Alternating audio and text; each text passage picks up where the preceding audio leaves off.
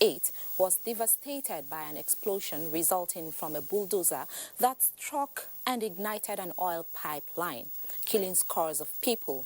11 years after, residents of Ijegun woke up to another disaster. Those who thought they were having a bad dream never lived to tell the story, as the fire consumed them following another explosion, resulting from oil bunkering. Latest statistics by the Lagos State government indicate that 10 victims have died due to high degree of burns suffered from the inferno. On Panorama today, our focus is on emergency management precautionary measures in case of disaster. Welcome to Lagos Network Center, the center of excellence. I am Hinginu John Adams.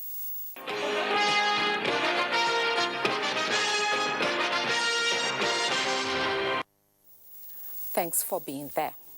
Nigeria has pledged continued support to troubled North African nation of Libya in its quest to regaining and sustaining peace and stability. President Muhammadu Buhari made the pledge while granting audience to the head of Libya's government of national accord, Fayez al-Sarraj, on the margins of the AU summit in Niamey, Niger Republic.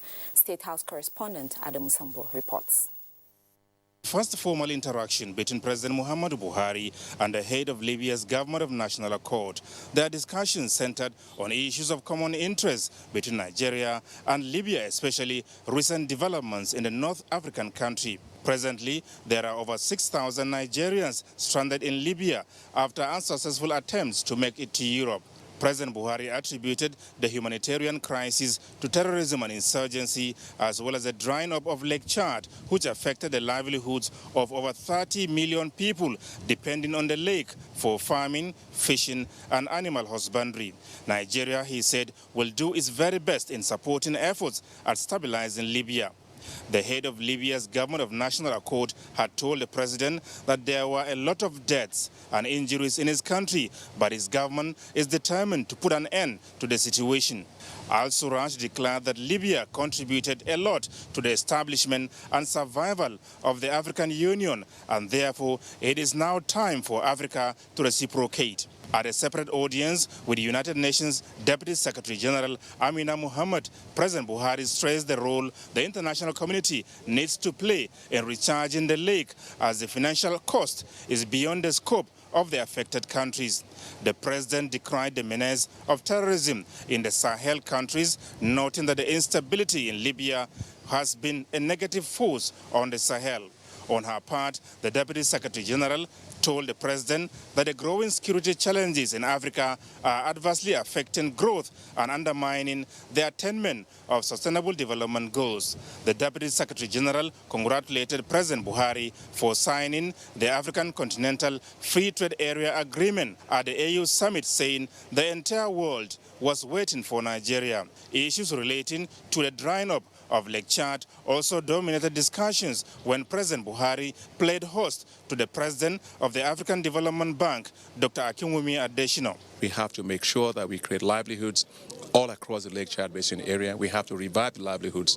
We have to make sure that we reduce the shocks that people are having and that we have more resilient communities in those areas. And you know, I am fully committed to that, because you cannot integrate fragile societies. You can only integrate resilient societies and their communities. President Buhari also engaged the Vice President of the Islamic Development Bank, Nigeria's Mansur Mukhtar, during which he commended the bank for ongoing interventions in agriculture, trade and investment, rural development and food security in Nigeria, saying the country will appreciate more support in other critical sectors. From Niamey, Republic of Niger, Adamu Sambo, NTA News.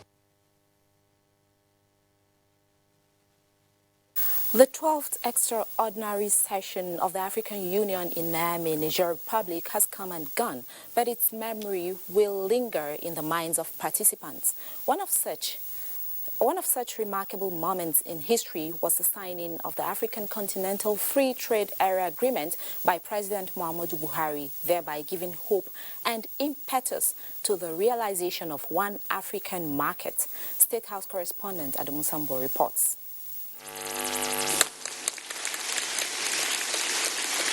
Apart Apart from unveiling the commemorative plaque, 5 operational instruments of the African Continental Free Trade Area were also launched to formally bring to an end the Niamey Summit of the African Union.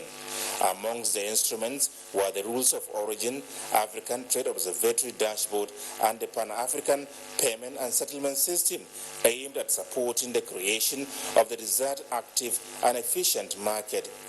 However, the most striking feature of the summit was the signing of the AfCFTA agreement by Nigerian leader President Muhammadu Buhari.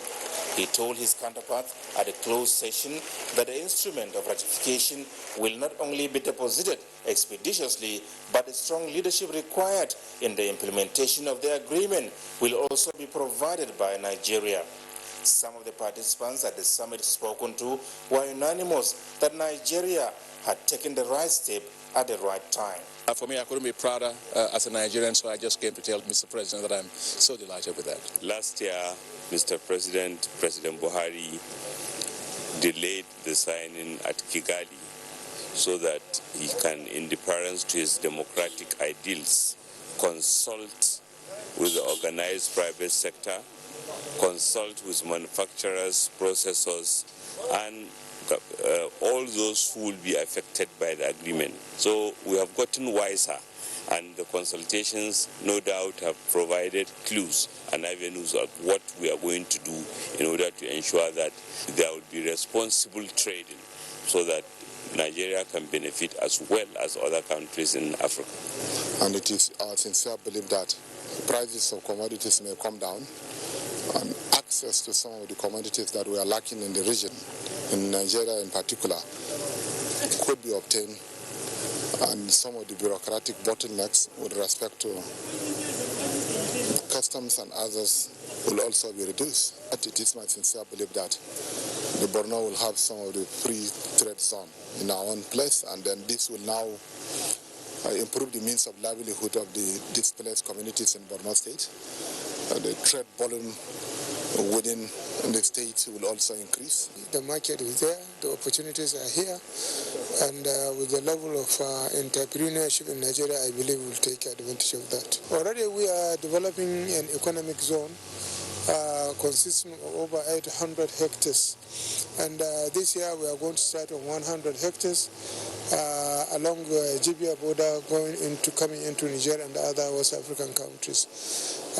For us, we will take advantage of whatever is there to make sure that Nigeria and Katuna in particular is taking its share of the fallout of the agreement.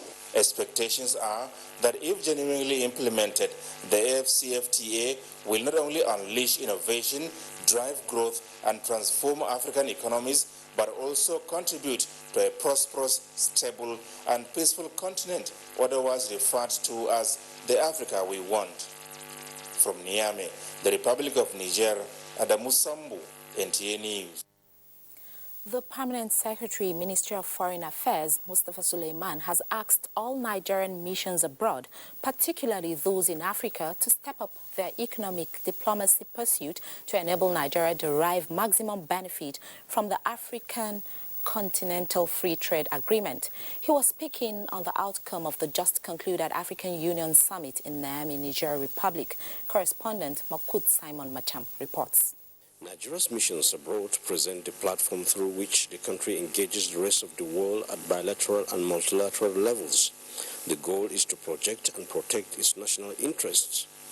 Now that President Muhammadu Buhari has finally put pen to paper endorsing the African Continental Free Trade Agreement, Nigerian missions in Africa and the rest of the world have a duty to ensure that the nation's economic diplomacy is accelerated.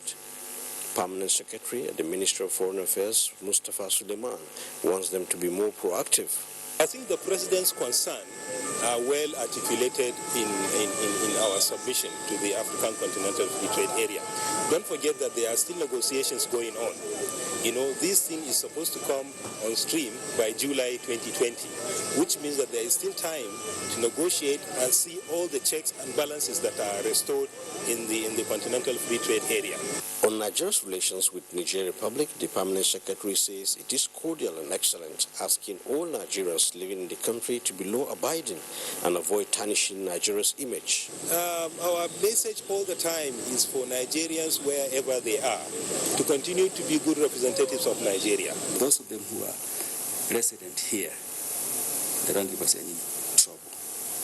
However, there are also a few who do not understand the need for documentation. In Niamey, Niger Republic, Makut Simon Macham, NT News. Renowned journalist and former governor of Ogun State, Chief Olusegun Oshoba, has put his thoughts and experiences in journalism into a book form. Imole Tokede reports that the Vice President, Yemi Osinbajo, led an array of dignitaries to celebrate the octogenarian journalist politician. Chief Olusegun Oshoba, one of the 3 pioneer employees of Daily Times in 1964, who rose to become the managing director, has a lot to say in the 341-page book titled Battle Lines: Adventure in Journalism and Politics.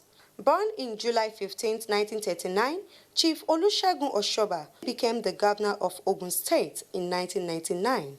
The Vice President, Yemi Osinbajo, who commended the brilliance and commitment Chief Oshoba brought to bear in his journalism career, urged Nigerians to form alliance against any evil that seeks to destroy Nigeria's unity and the people's way of life. Every evil that confronts our nation and our people can be defeated by the power of unity, the recognition that we are stronger together than apart.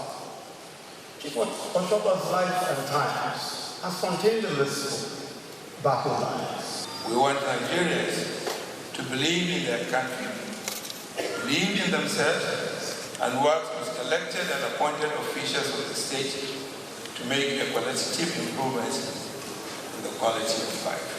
Senate President, serving in former governors, traditional rulers, politicians and captains of industry were not left out as a showered encomium on Chief Oshoba, who is also celebrating 80. His main concern was one of the main contributors of our Constitution. The celebrant, Chief Olusegun Oshoba, going down memory lane, recalled the 2 assassination attempts on his life during his days as a journalist and urged citizens not to distort history. We rearranged our relationship, but I believe that the God that has been too kind to Nigeria, we should have gone into pieces before now, will still be with us. Old friends of the birthday boy from Methodist High School were not left out as they recalled their school hymn and anthem to the admiration of all.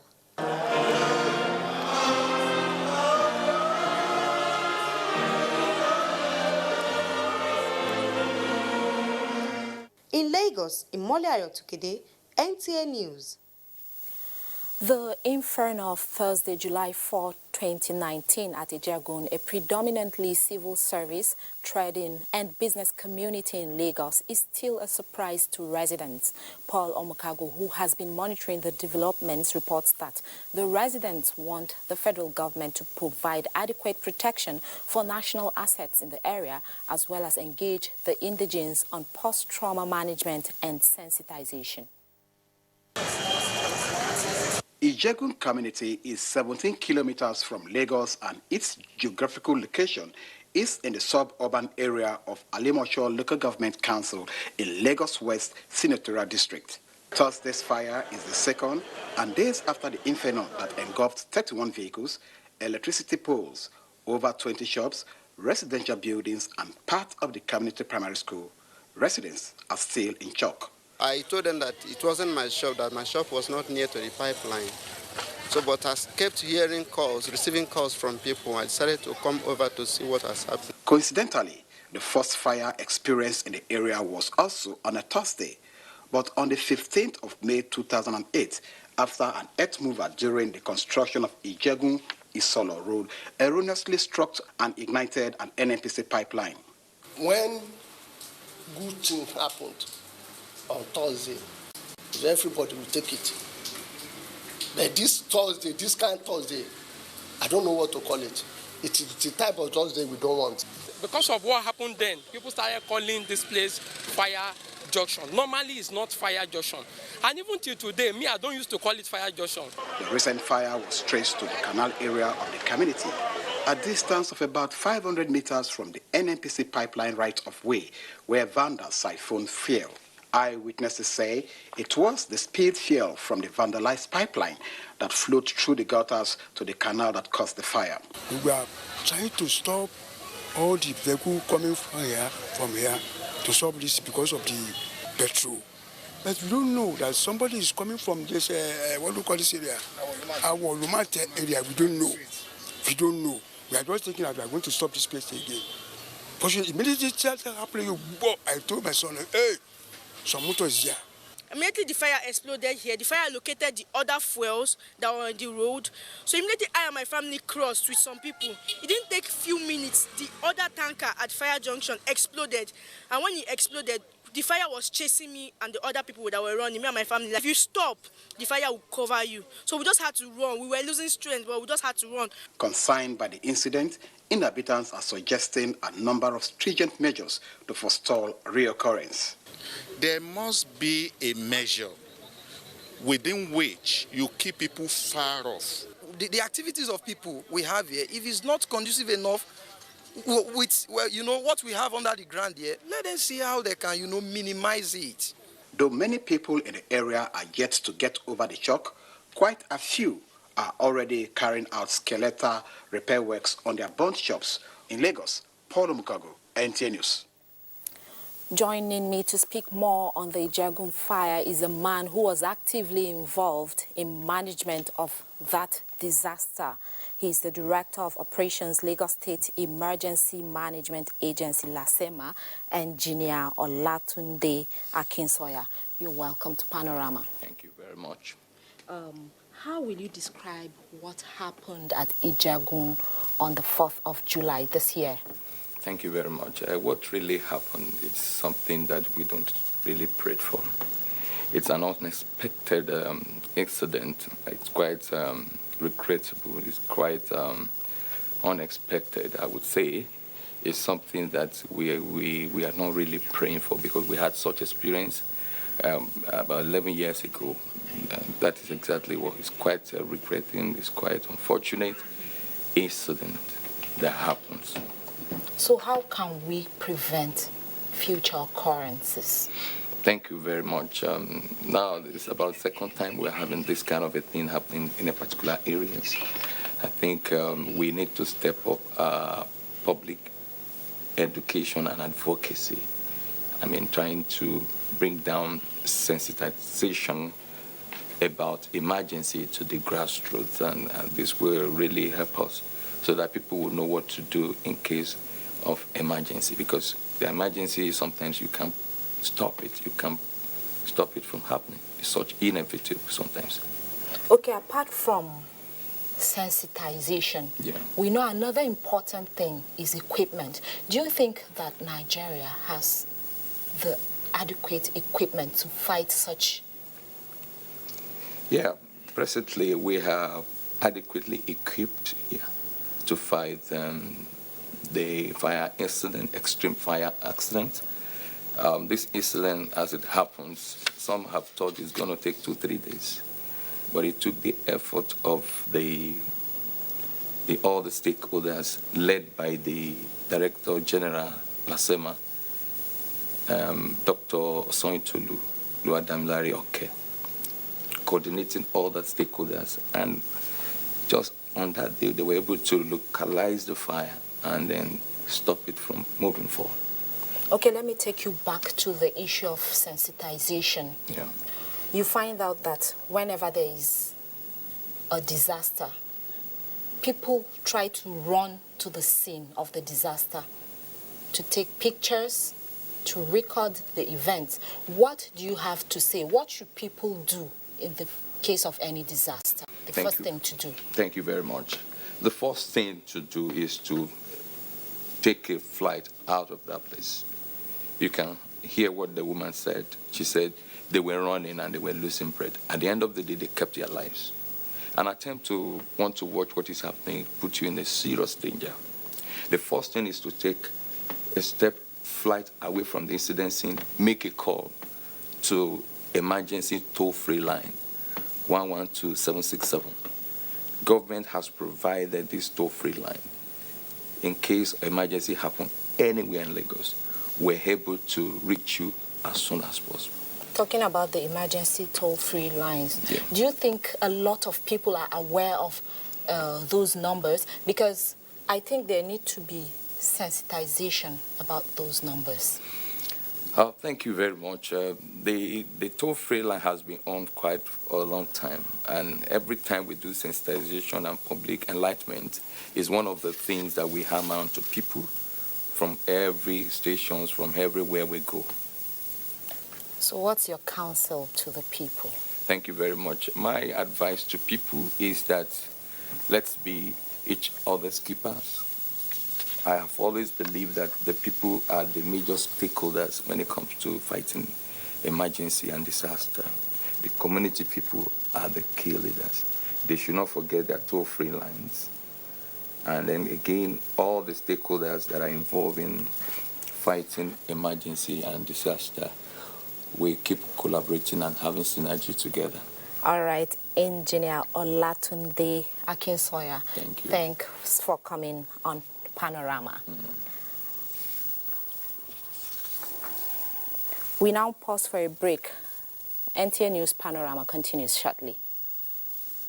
It's an evil practice abolished all over the world over 200 years ago. But today, human traffickers are selling human beings as slaves in Africa. It is your responsibility to make sure that you and the people you know do not fall into slavery. Don't believe fake promises of jobs abroad. People went to say Libya, Italy no use you when they carry me on top water. 4 days now they lock me for inside house, no food, no water. I nearly die. Now God, when me heaven and earth, now save me. If you get 1 naira for Nigeria, you get junior one, you say you no get papa, you no get mama, now make you come out. I beg go they do farm work. You better pass person when enter road. Don't accept to travel to Europe through the Sahara Desert. You may be walking into slavery. Don't be a slave. This is a public service announcement brought to you by NTA.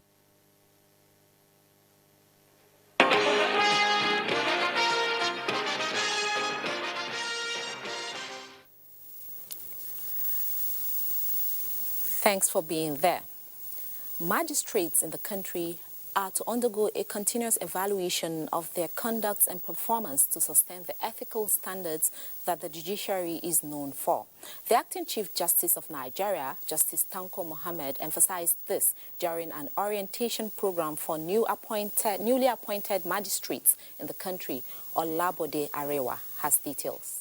Gathered in this all are magistrates recently appointed to take charge of magistrate courts across the country. This training program exposes them to current practices in justice delivery. I expect to be a better magistrate by the time I'm done with the training. What the acting CJN has discussed with us, it should shun corruption.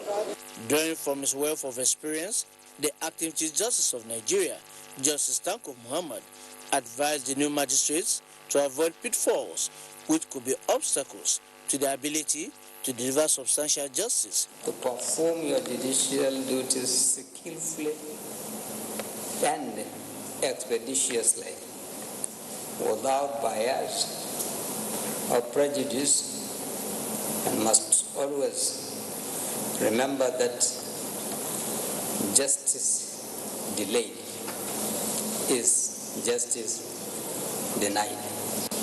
Your courts are essentially the taproots of the modern-day judiciary. All these are geared towards inculcating the highest ethical standards as well as upholding judicial excellence at the magistrate courts. The 3 days training program with the theme Promoting Excellence in the Magistrate Courts focuses on issues such as granting of bail, pre-trial detention, and writing of judgments. In Abuja, Olabode Arewa, NTA News. And now to sports. Sunshine Spikers of Ondo State emerges leader of the just concluded National Volleyball League Division 1 in Ilorin. Olumide Guntola has this and more on our sports update. About 10 male and 4 female volleyball clubs participated at the one-week tournament at the Indoor Sports Hall of University of Ilorin.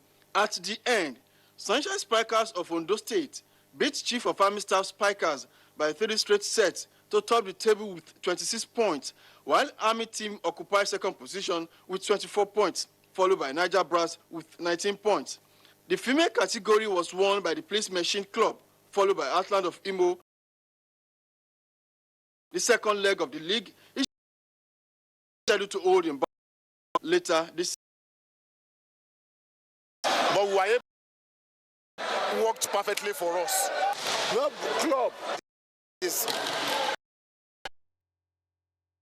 State has emerged the champion of the 3rd edition of Seriaki Dixon Wrestling Classics with 8 gold, 6 silver.